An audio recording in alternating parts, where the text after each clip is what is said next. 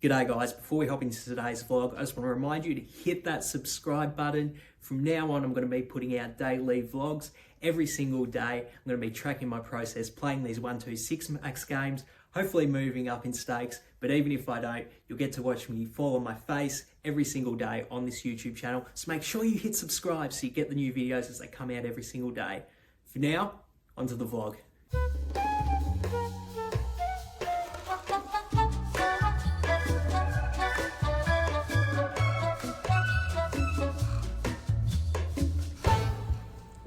G'day everyone, welcome back to the vlog. It is currently 8:30 AM on another cold Melbourne morning. As you can tell, 8 AM, it's a bit of a later start for me, but I did sleep in, but I do have a good reason for sleeping in. Last night I did end up playing a third session of poker. As you could probably tell if you watched my last vlog, I was not satisfied at all with only having played about 1,000 hands for the day, so I wanted to get in the extra 500. Ended up getting in an extra 718 hands for a total of over 1,740 hands for the day, if I can just do the mental math real quick. So absolutely stoked that I did put in the extra effort to go over the 1,500 hands in yesterday's session, and so we're going to do the same thing today again. Obviously it did cost me a sleep in and I haven't played any poker yet today, but I'm going to get a feed in before I get out, and I'm going to get those 1,500 hands for today too. Then we'll worry about waking up early again tomorrow. So that's tomorrow, Leigh's issue. For now, eating and poker, that's my goal.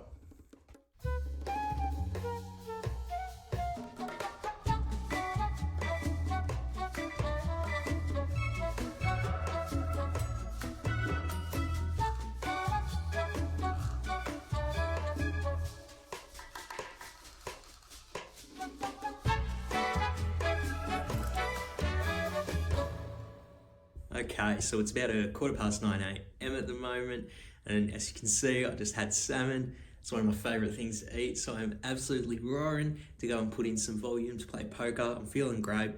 The goal for today is that 1,500 hands. Obviously, it's 9:15 at the moment, so it's going to be a later start for me than I typically have, so I'm going to be working well into the evening, but I'm not going to let that affect me. I'm just going to focus on the game, make sure that all of my decisions are based on logic, either as a response to my opponent's strategy or something that's good for my strategy. I'm just going to practice self-talk to make sure that I do make the most logical decisions possible. And I think with the salmon feed this morning, I'm going to be in prime condition to go do that today. So I don't want to waste any more time. Let's get into the poker.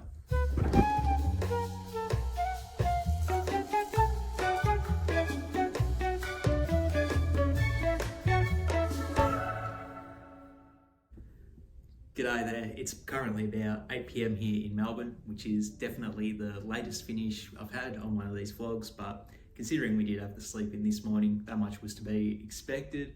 Just wrapped up my second session now. I did play a total of 6 hours and 51 minutes today for a grand total of 1,577 hands. So yet again, we do smash the daily hand goal out of the park. I'll be honest, I was somewhat concerned that I was going to have trouble getting all the hands in because of the sleep in, but fortunately we were able to stick to it. Even if it did take us till about 8 PM to do, we did get the hands in for today, so obviously I'm happy with that. Something I'm not so happy with are the results from today's session. I did lose 382 on the session, unfortunately, which is unfortunately the biggest loss I've had in over a week now. So yeah, obviously pretty disappointed with the result, but something I'm even more disappointed in is my gameplay grade for the session. I'm going to give myself a C+, which is by far the worst grade I've given myself this week. I felt like the fact that I did sleep in, it didn't really cost me any volume throughout the session, but I just felt like I was off my game. I felt like I was overly emotional at certain situations where I was getting bad beat.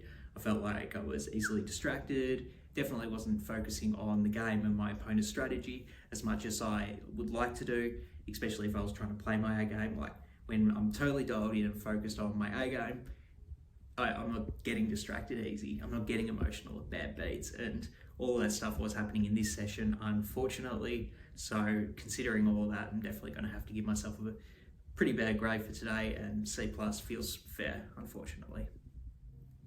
So when I talk about being sort of off my game, not fully focused, too aggressive in certain spots, I think this next hand is a good example of why I did not play my A game in today's session. So the action folds to me in the cutoff, and I have ace-4 of clubs.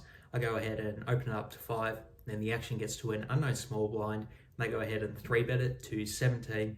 The action gets back around to me here, and I think I have two options, either 4-betting or calling. I think it's good to mix in a 4-bet bluff sometimes, particularly with a hand like ace-4 suited that does block my opponent from having aces and ace-king. But I think when my opponent only 3-bets to 17, I'm going to be more inclined to just call in this spot because we are getting such a good price to continue playing the hand in position at about 200 effective. I think calling is probably the best play, but 4-betting's fine as well. I just decided to call this time, so we do go heads up to a flop. The flop is 6-3 deuce rainbow with 1 club. The 3-better, they go ahead and bet 25 as a C-bet. Then the action's on me here, and I already think this is a pretty interesting decision on the flop here.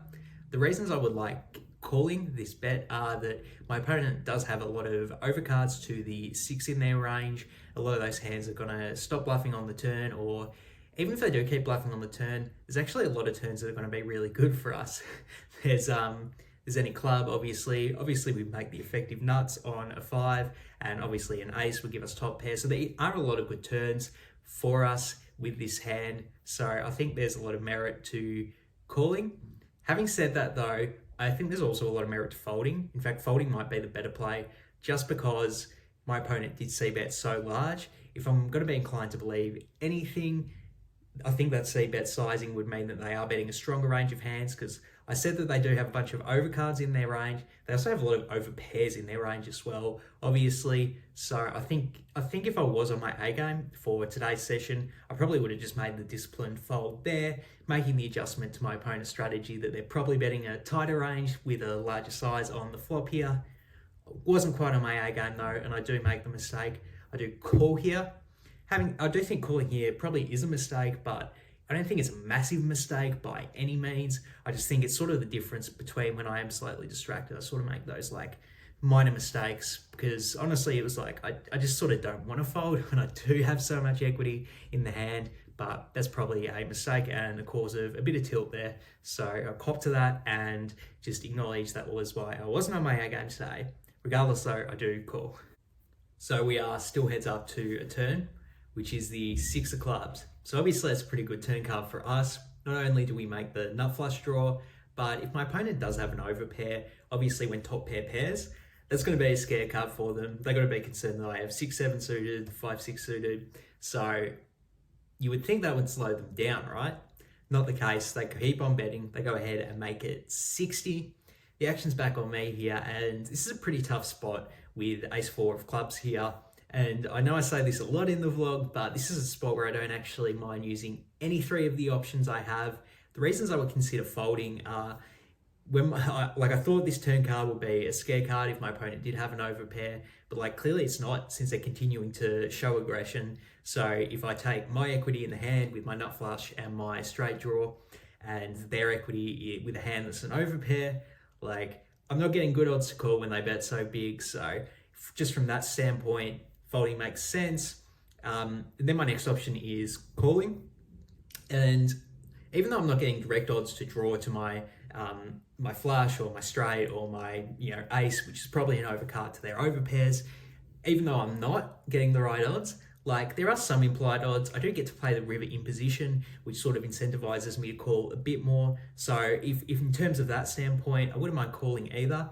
The reasons I would consider raising here are, like I said, I thought this turn card would be a scare card for my opponent if they did have an overpair, but the fact that they did choose this bet sizing when they do have overpairs in their range, if they did have an overpair, would they really bet this large? It kind of leads me to believe that they do have a bluff or potentially a hand that's even stronger, like a 6 themselves, when they do bet so big. So I'm sort of do I even really believe that they have an overpair in their range? Maybe I can actually get them to fold a hand ace king, ace queen, king queen, something like that by just ripping it all in here and actually winning the hand. So that would be the reason I would like raising. And obviously if we do get called by an overpair, we do have a lot of insurance with so many outs to improve. So like I said, I really don't mind using any 3 options here. And ultimately I do decide to rip it all in for about 175.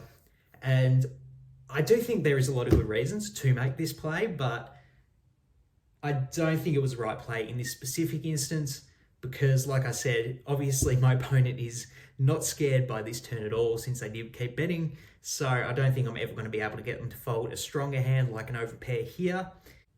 And like I predicted, my opponent does call the all-in.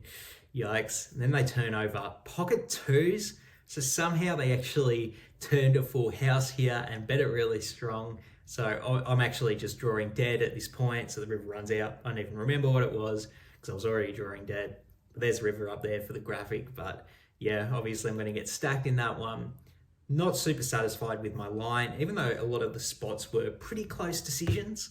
I do think I chose the wrong ones in this spot, and I do think that was largely influenced by the tilt I was feeling through the course of this session. So pretty disappointed with not only how I played this hand, but the results from the session as well.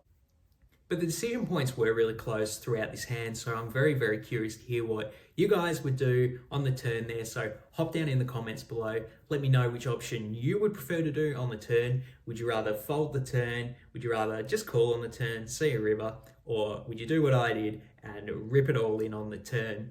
This is a super close decision point in my opinion, so I'm really, really curious to hear what you guys think about the hand. And like I said, I don't mind any of the options, but I'm sure you all have a preference on one of the three, so hop down in the comments and let me know.